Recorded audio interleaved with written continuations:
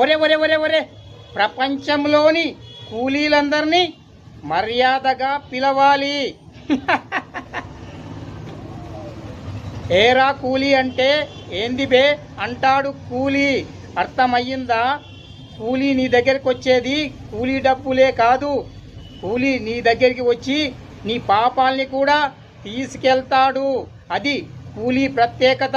కూలీ అంటే దేవుని బిడ్డ. ప్రపంచంలోని ప్రతి కూలీ కూడా దేవుని బిడ్డనేరా.